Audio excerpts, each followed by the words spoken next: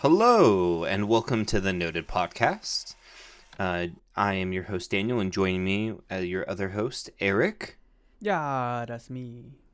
So today we're going to be reviewing and going over kind of a two-parter. I would say this is probably our series' first two-parter. The second That half, is true. which is Jim and Andy, The Great Beyond. It's a documentary about the making of Man on the Moon. But before we jump too far into it, Eric. Yes, sir. How you been? It's been 2 weeks since we've been in person now. Yeah, that's facts, dude. I've been good. I had a really productive day today. That's good. That's good. Huh? Oh, so that's good. Sorry, I'm eating Junior Mints. Oh, how dare you. The snack of the gods. The snack gods. The snack of God, Junior Mint. No, I had a pretty productive day today. I walked around, got my hair cut, went and got my W-2 because, taxes are due in like a week. Got my other W-2 figured out. So, jumped to job to job to job. You got a lot of financial things. So I got all that. It makes taxes a little annoying. Yeah, it really does. Especially when you don't know how all that ish works. Because I'm not an accountant. But it was a pretty productive day. So I had a doctor's meeting. That's good. Also another productive thing out of the way. And now I'm here. I just got done watching Jim and Andy for the second time. So it's nice and fresh in the brain, even though that movie will always be fresh in the brain because Andy Kaufman scarred me. I'm kidding. Well, I mean, it's a hard thing to forget. Yeah, you're not wrong. You're not wrong. I think the documentary is a little more not outlandish, but unreal to see, like, the documentary. Well, it's because it's so spot on. It's all so spot on. When you see a movie, even when it's a reenactment of the movie, you're like, well, these people on screen, like, you know it's about the man in the myth, Andy Kaufman, but Andy Kaufman's nowhere to be seen, so it's like, oh, these people on screen are this way, but off screen they're fine, so, like, all the secondhand embarrassment and cringe you're getting kind of goes away. Yeah. And then you watch the documentary of Jim Carrey literally being the same exact way on and off camera for, like, a year plus of shooting. Yeah. It was crazy. Like, if ever one day I get to interview celebrities for this podcast, which I think that would be fucking amazing. That would be the goal. I really want to interview Danny DeVito. Oh, and same. I want to ask him what it was like to be a part of Jim and Andy. Well, not just be a part, well, but like, of course, he was one of the movie. main dudes too. Oh, because he was a producer, so, like, he was really involved. I mean, like, because yes, he was a part of Man on the Moon, but, like, he lived Jim and Andy.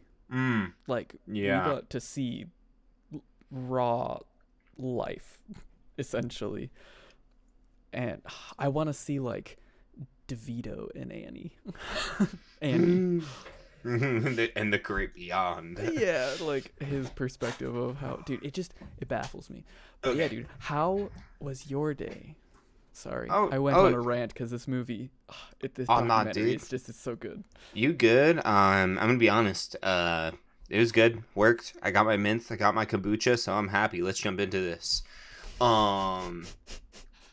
So, yeah, I conflicted is the word I would use after watching this documentary. Yeah. Just conflicted and confused. Yep. So just to sum it up, Man on the Moon, the movie we watched last week, Jim and Andy is the behind-the-scenes recording, documentary style of the making of this movie the whole time. And if you didn't know, I don't know if Jim Carrey is this way on all of his films, but at least on this film specifically, he went deep into method acting.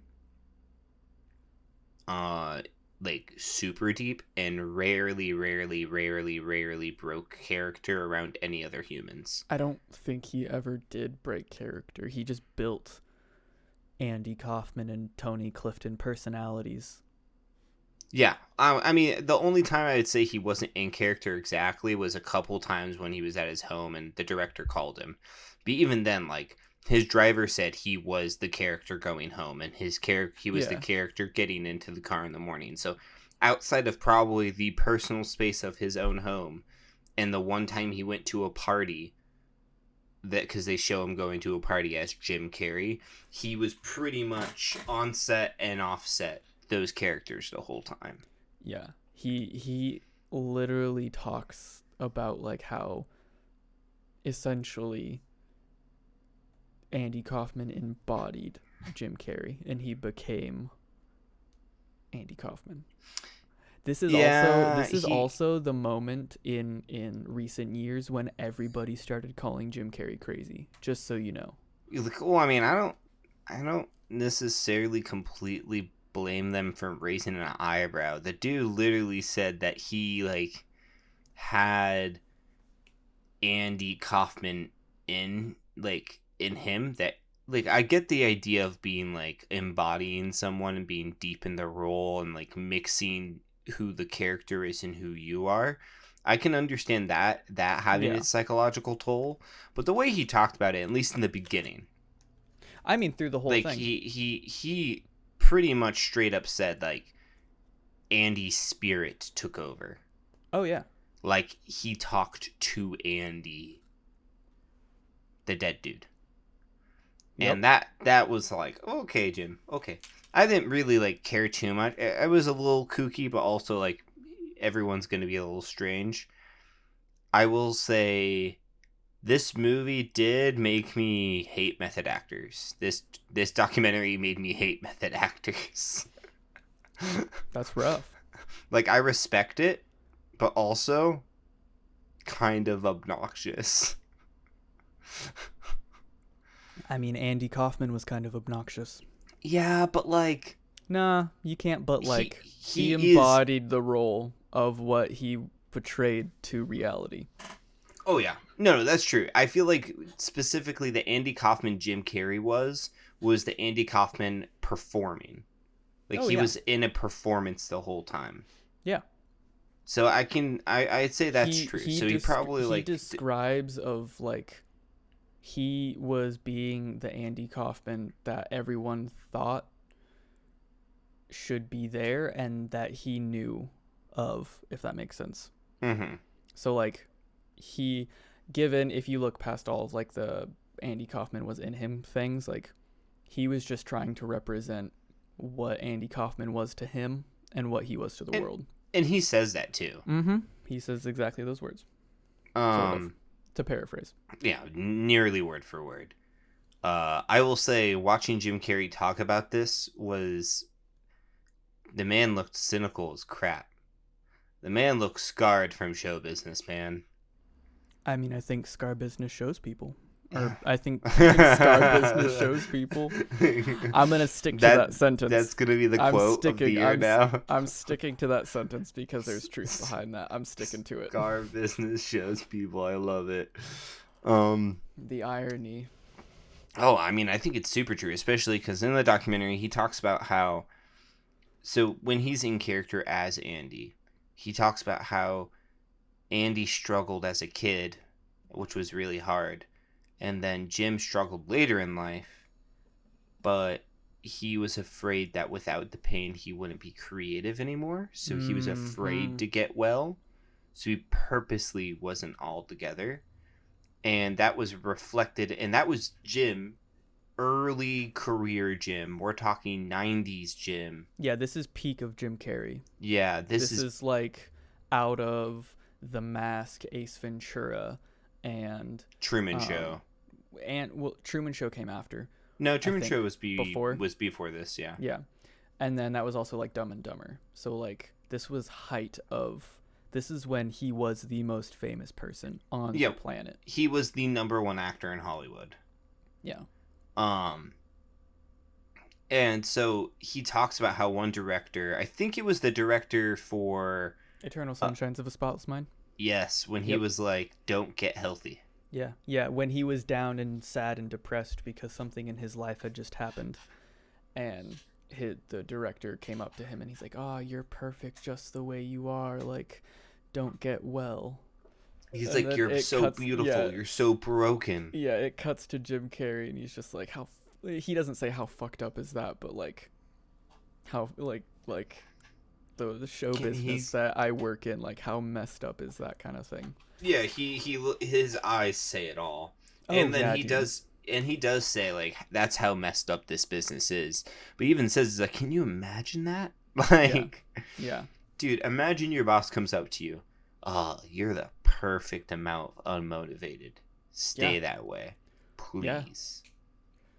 Or like I loved okay, like I think one of the biggest reasons why I love that documentary is that, yeah, he does say a lot of crazy shit in that documentary, but he also says a lot of true things to character building and to portraying yourself in the reality you allow yourself to be in. Mm-hmm. And I like, it's a maddening way to look at things, but like I find some like, I acknowledge it as like, it's definitely, it's a beautiful way to look at things, but it's also like you're kind of saying, like kind of cynical almost. Yeah. Because he talks about how like well, like recently he said that he's retired from acting, right? Even though he's literally in Sonic 2, but Well, no, he said that was his last movie. Oh, really? That's his Yeah. final movie? Yeah, in an interview for Sonic, like press after the movie came out, he said that this is probably his last movie and that he's done everything. Like there's nothing left for him to do, kind of thing. And even in the documentary that came out in 2017, he was like, I have nothing. Like I have nothing left. Like if this is it, like I've done everything. I've seen everything, kind of thing. Yeah. Well, especially because not only did he have everything, but every actor has to do this, but specifically the type of comedian he was and the type of person he is. He wasn't Jim Carrey, he was a face. He was an alter ego. When he was in a movie or he was on stage, it was an alter ego. When he was in front of the press, it was an alter ego. It wasn't really Jim. And I think part of the reason why he might be so cynical or hurt is because, like, partially, like you said, he learned, like, those things aren't going to bring him happiness. Yeah. But also, it's like, he was kind of torn down for being himself when he was. Mm-hmm. And so I think there's a beautiful part in the documentary where he talks about how he has a hide. Oh, yeah. It's like a beautiful, loving, caring hide. Mm-hmm. It's a people-pleaser hide. Just wants to entertain and turn into the carefree being that everyone wished they could be. Yeah, and by embodying that so much, it's dangerous. It can be damaging. And I think that's kind of like what his journey through this movie was kind of for him. Yeah. I think that's probably the biggest connection from, like, because he talks about a lot of different things in his life when he's like sitting in the room talking to the camera. Mm-hmm. But the biggest connection to his role in the movie and to one of the things he said that's like kind of like explaining himself is that, like, when he was Andy Kaufman, when he was Tony, that's Hyde coming out. Yeah. Being so like it, and also I think part of it is when he is in that mindset, when he is, that Hyde comes out, he doesn't have to care. Nope. About his issues. Nah, he just gotta perform. Exactly. And so he kind of, I think part of the reason why this movie might have been damaging to him to a degree mentally, what I think it was more healing than it was damaging. From the footage we saw, I don't think it really like damaged him. I think it just brought a lot of things that he was dealing with to the surface. And I think he was able to deal with it through playing as Andy. Yeah. And also, I think when he ended the role as Andy, he realized he had so much more to deal with that he didn't. And that's why when people wanted him to come back as Andy, he's like, no, I can't. I can't go back there. Yeah. I have to move forward. I can't go back to the emotional and mindset, the emotional low and the mindset point that he had to be in probably to play Andy the way he did and to embody it. I don't think he could go back. Yeah. And he also talks about like when the movie was over, like he didn't know who he was. Mm-hmm. Because he played Andy and he played Tony for like, I would probably say at least 2 years. Yeah, I don't know how long they were in production here. Let me see. I'm going to Google that real quick. Forgive me, audience. Clicky clacky. I'll just mute your mic.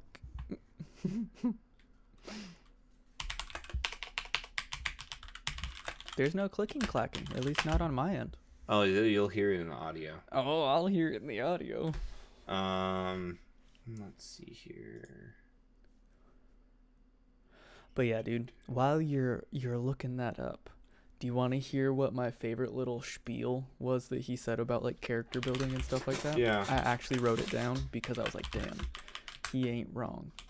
So he said at one point, he was like, at some point when you create yourself to make it, you're going to have to either let that creature go and take a chance in being loved or hated for who you really are, or you're going to have to kill who you really are and fall into your grave, grasping onto a character that you never were.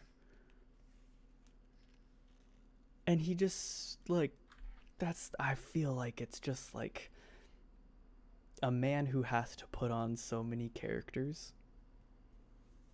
And, like, a man who doesn't know what his character is. And, like, lost his character, almost. Yeah, and I think there's some beauty to that, because even if... I agree, dude. So, I can't find the production time, but I'm going to stop I got you. looking because I want to comment on that more. I think there's some beauty to that, because I think a lot of people can relate to that statement, or can take that statement to their own personal life at one point in time. Especially, I mean, I'll relate to me. I'm a people pleaser, and so I sometimes adapt myself to others to make them happy. And there's been several times where I've looked myself in the mirror, I'm like, who am I? What is this character, this changeling I've become? You know? Like, and I think kind of what he's saying is like, you either learn to kill that character and be truly who you are, or you pretty much kill who you are and you have to live with this is who you are now. Yeah. And you can't like, be both. You can't be try to stay true to yourself and morph to others, because you're going to be in extreme pain and agony doing that. You have to be one or the other. And if you choose this one, then you have to kill that persona, and for me, that people pleaser side of you. You know what I mean? Like, that mask you put on for others. Or you kill who you are, and you have to go to your grave knowing that this is who you are, you know? Yeah. Well, I don't think he literally means like actual grave, but well, yeah. Metaphor, I mean, spending the majority of your life, you know what I mean? Like, yeah. That's I think what he cuz he also talks about like the concept of like he doesn't really believe in like free will, and that like he's like, that was sad. It is sad, but at the same time, how I'm thinking of it is that he sees reality as a consequence, right? So like, because he wants to take a drink of tea, he is thirsty, or because he is thirsty, he has to go for tea. Is that free will? Well, yeah, because it's a consequence. Despite being thirsty, you could choose not. I'm not you trying could choose to not. create. I'm not trying to create an argue. I'm just saying like that's his point of the consequence of the ramifications of where you put yourself, and I think that's what he's trying to say. In retrospect of how he talks in the documentary, given he doesn't really talk like that anymore. Like if you watch interviews of more recent Jim Carrey, like because around that time, like it made me really sad when people were like, oh, Jim Carrey lost it, he's a kook now. Like, it made me really sad because no one was just seeing him for how he was. Yeah. You know, like, that literal sentence is like, you're either gonna have to love your, like, take a chance on being loved or being hated for who you really are, or you're gonna have to kill who you really are and fall into your grave grasping onto a character that you never were. Exactly. And what I mean, like, it's a sad sentence to say, because, like, even if you don't, like, not literal grave, but you're spending your whole life being someone who you not really are, trying to grasp to that. Yeah. And I totally get where he was coming from with the idea of no free will. I get it, but also I think it's an easy excuse people use to get around choices in their life or things in their life that upset them and cause them great pain. Personally, I think, like, I get it. Yeah. Like, the idea of there is no free will. There's always something that leads you to make another. There's always something that's a cause and effect. Relationship exists no matter. Consequential. It is an effect no matter where it is. And, like, no matter what point in life, that does exist. That relationship exists. And I agree with that, but I don't think that forces someone's will. Because, I mean, there's plenty, like, you could just choose not to drink the water. You know what I mean? Like, no, and that's because a basic... you have to drink the water or else you'll die. Yeah, you could choose to just die. There's people who let themselves... There's people who let themselves... the consequence of not but that's free will.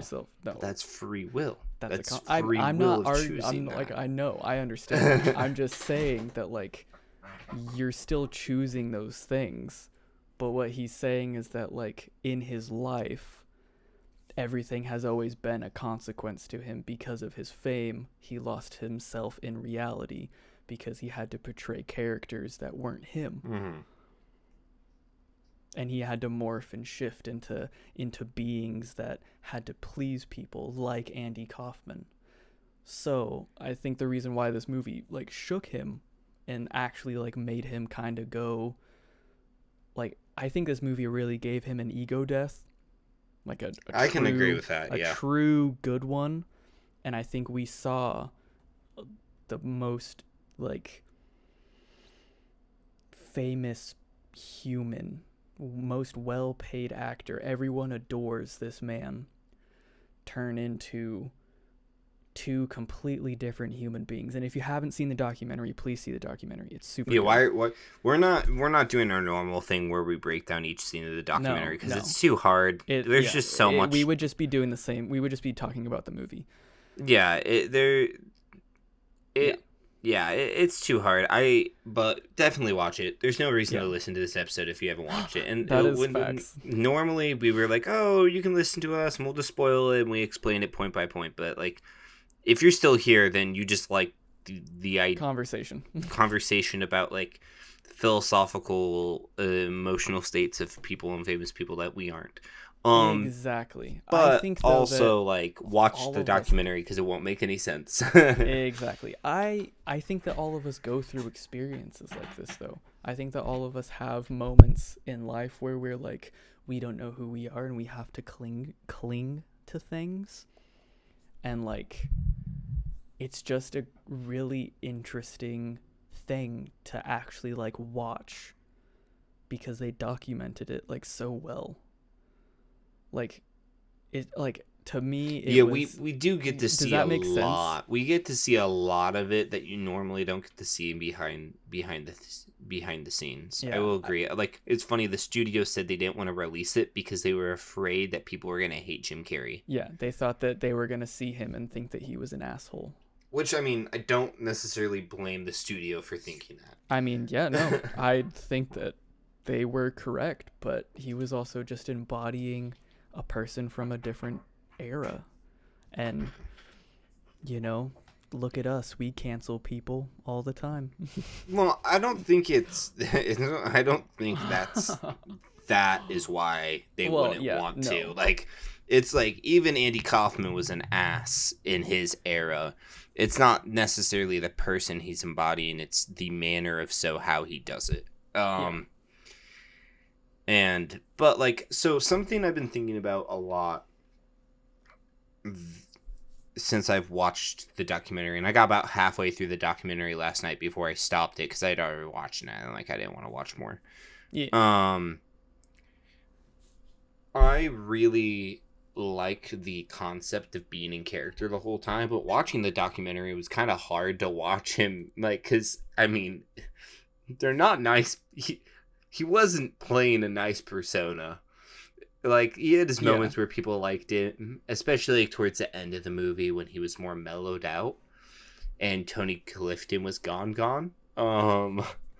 Tony Clifton was definitely the worst of the worst when it came to like on-set issues. Tony Clifton was the definite worst part. The intergender champion. Yeah. Well, not even like, he was pretty bad at that point, but like watching bad, man. But talking like horrible. I mean, don't get me wrong. Yeah, he was kind of like, he was specifically, it was Randy.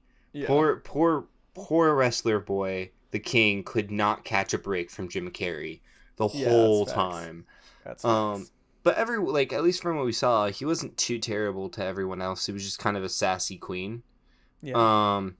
It wasn't until like Tony Clifton came out where he was funny. Like in one scene, he's smoking a cigarette, talking about how he doesn't even smoke cigarettes. Jim Carrey's talking about this. He's talking to Bob, who was actual Bob, who was Andy Kaufman's like writing buddy. Yeah. And he's on set. He's documenting it with Andy's girlfriend. Ex-girlfriend. Yeah. And he's talking to Jim, and Jim's Jim at this point. He's not in character. And he's on set. It's one of the few times you see Jim being on set as him. And he's smoking a cigarette, and he's like, this is so dumb. I don't even smoke cigarettes. I don't do this. But because like he was being Tony and Andy so often, he started to smoke cigarettes more and more. Yeah, because Tony did.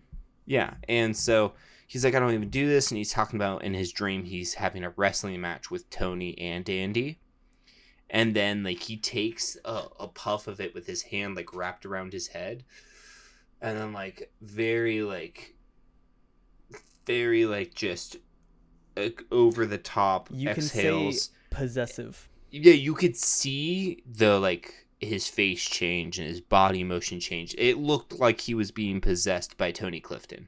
Yes. And then he turned into Tony Clifton. Yes. And one of the girls on set was like, he started saying something to them. They're like, no.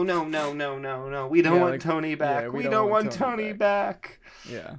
And I think that was definitely the worst part of it, was when he was Tony. And so like watching that, it made me like, God, I get it, but like, did you have to go so far? Like it was kind of like hard for me to fully understand. I'm like, I don't think you needed to go that far. But then I remember the emotions I felt when I watched the movie. I'm like, okay, he had to go that far. Like, well, I don't think we would have got the performance got if he didn't do that, because the performance that Jim Carrey gave during the movie of Man on the Moon was so phenomenal. Like, you couldn't... If I didn't know better, I'd say he was Andy Kaufman. Like, he embodied... It looked...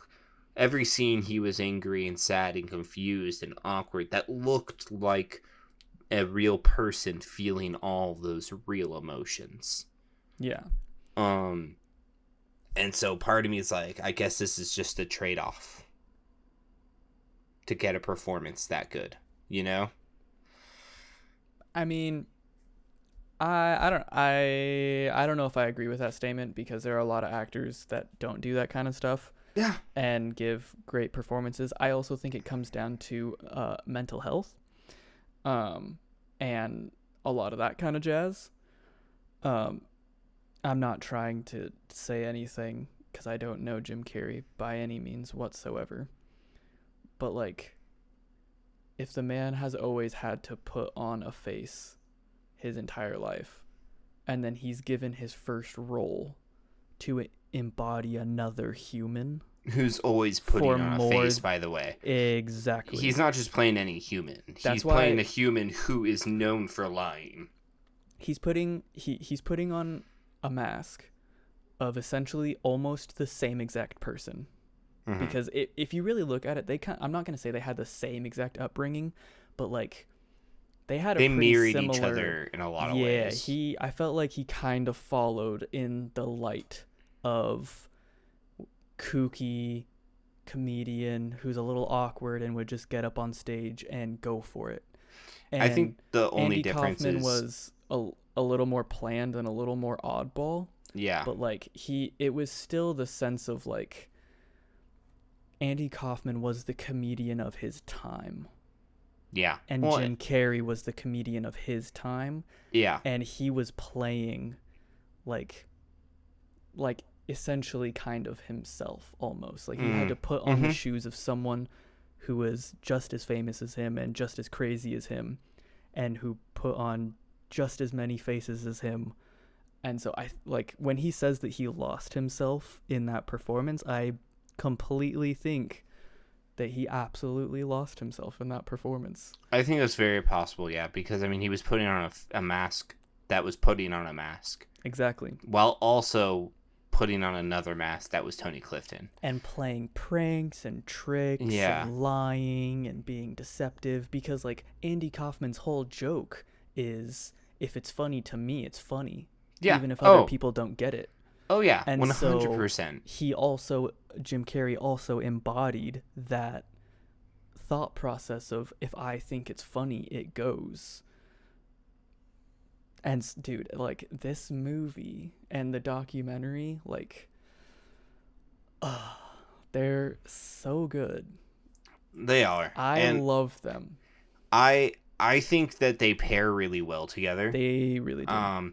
And I feel like the statement I was making wasn't saying that no one can have that good of a performance without being that deep in method. But I think for Jim Carrey to have that performance, I would say that's kind of where I was going. For him to do that, he needed to be that deep in character, which I guess it's just a part of the tragedy that is the beauty of the art that is acting, I guess. Yes. I would also say it also kind of turns back to what he said about the producer or like the writer. Like, you're beautiful for being sad and depressed and miserable. You're so broken. Way. Stay that broken. way. Stay hurt. Like,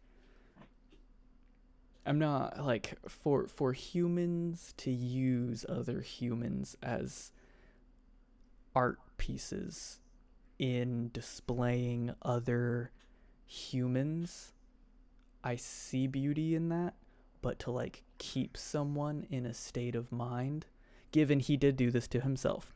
Yeah, like, Jim had the full decision to do it himself. He did all of this by himself, but for a writer and like another producer or like whatever the dude's role was to like come up to him and say like, oh, you are the perfect role for this movie and I need you to stay in this mindset, because if you break it, I might not give it to you. Like, that's fucked up, dude. It hurts. Oh yeah, and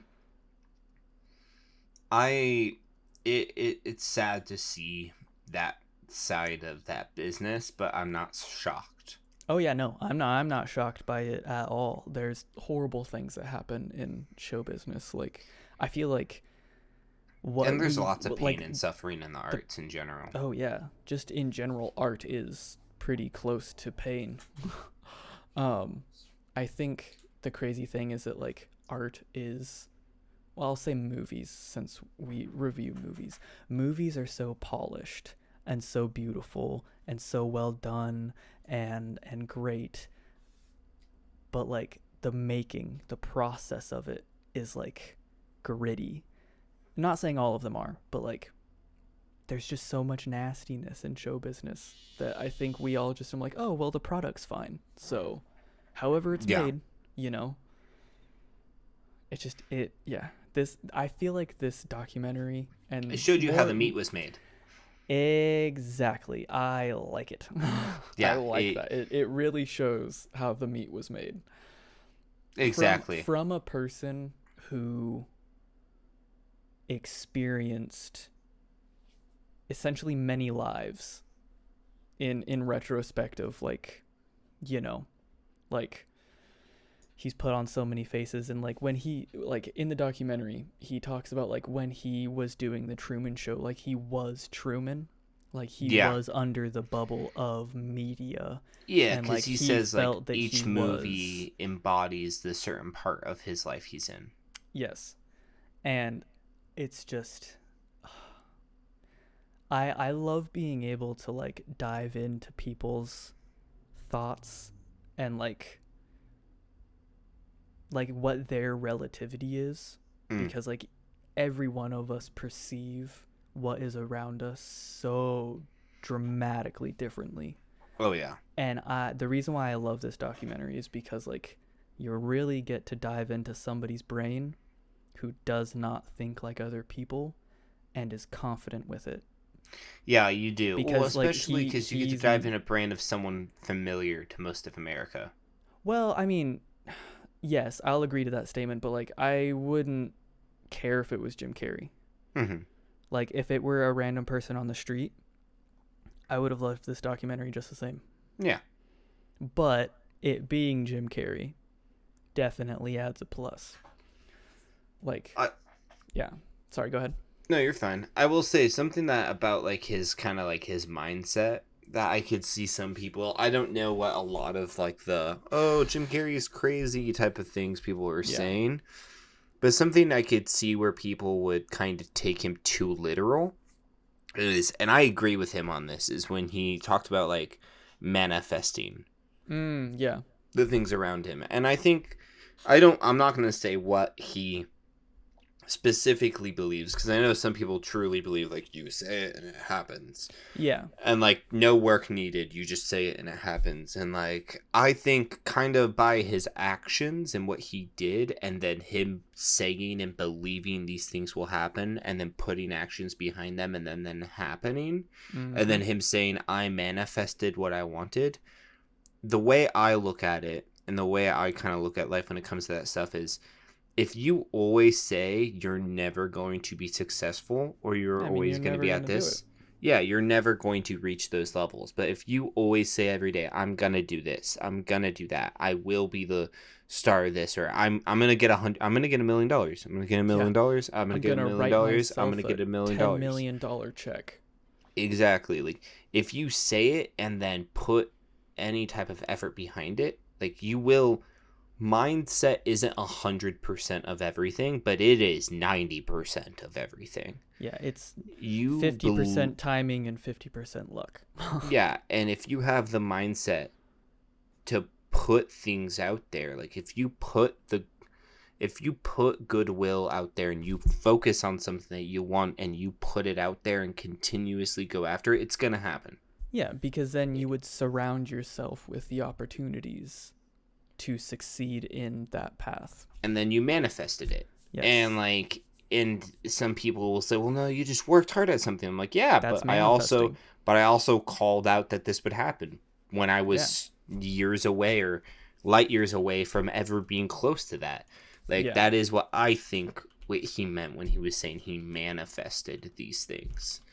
And that's the way I perceive it, and I think people take that a little too literally sometimes. And I know there's some people who truly believe that if I just say it and then that's it, it'll happen. I'm like, well, I mean, So the word manifest, like but by definition, because I like to I love definitions, is display or show by one's actions or appearance.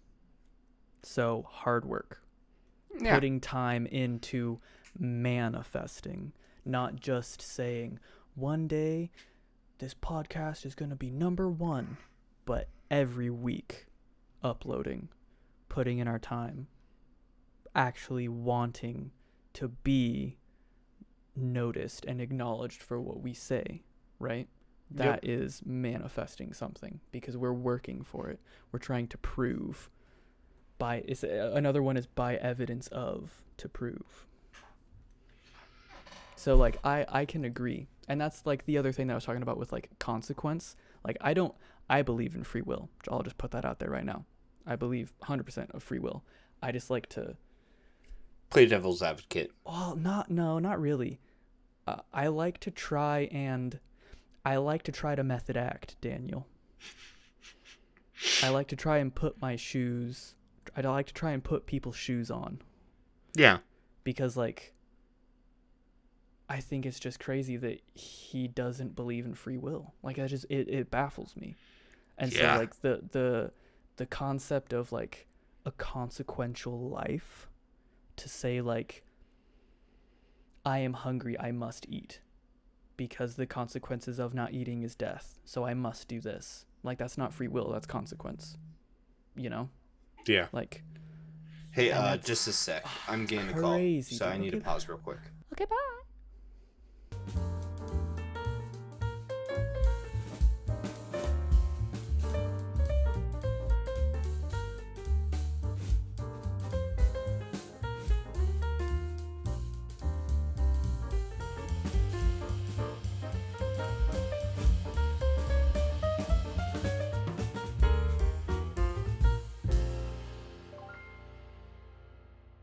I will say something that I found interesting in the documentary is they show a scene where Jim Carrey's describing how the director called him one night and saying how working with Tony and Andy is so difficult.